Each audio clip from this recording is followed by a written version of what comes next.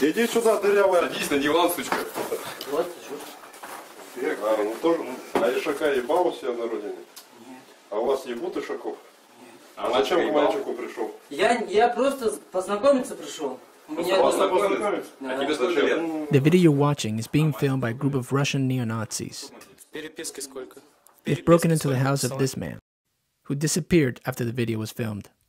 They made him undressed, urinated on him, tortured him, raped him with beer bottles, savagely beat him, and set him on fire. Why? Because he was gay. Hello, I'm Brandon Bentley, president of the Tchaikovsky Foundation. At Tchaikovsky, we're co-producing a documentary about the increasing violence and homophobia that is taking place in Russia. Back on June 11, 2013, Vladimir Putin's government passed the anti-gay propaganda bill. The bill basically makes it illegal for a person to be gay, to admit being gay, to demand civil rights for gay people, or as you see here, to make public statements in favor of gay rights. This young man, for example, is about to be arrested for nothing else than wearing a rainbow-colored wristband.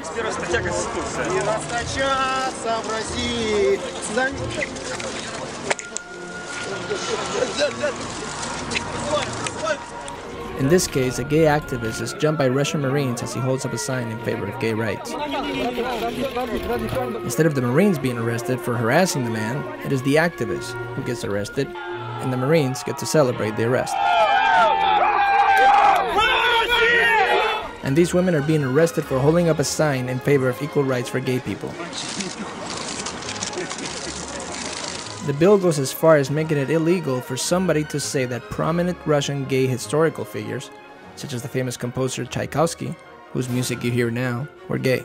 What is now illegal that used to be legal? What is illegal is uncontrolled public statement forming the incorrect impression about social equality of same-sex and traditional families. We also can speak about some historical figures. So you're not allowed to say that say Tchaikovsky's sexuality was anything to do with his talent. That would be breaking the law. No.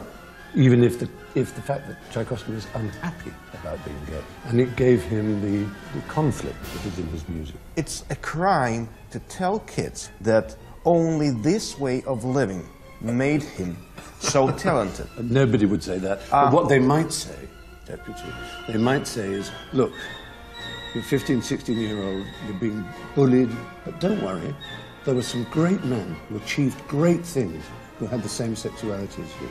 Whereas this type of law would have raised all kinds of protests and concerns about liberty and human rights in any developed Western country, in Russia they have been met with a high degree of acceptance. In fact, one opinion poll out today shows that 88% of Russians supports the law on homosexuality passed by the parliament.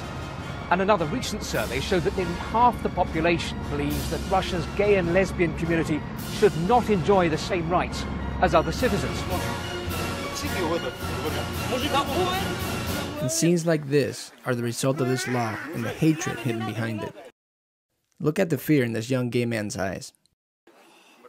Look how he cries for help as bystanders walk by in broad daylight and do nothing. Это педофил! Он ребенка выебать хотел! Блять, переписку, вот его! Держи его, сука! Помогите! Ты мужик ёбнулся, педофил! Notice how the people who are torturing him don't even wear masks to hide their identity. They don't need to. They have total impunity to terrorize gay civilians. The gay rights issue is a civil rights issue, similar to the black civil rights issue in the 1960s, or any other civil rights issue. In a time where the gay community is making so many necessary advances in civil rights all around the world, it is crucial that the momentum doesn't reverse because of this backlash.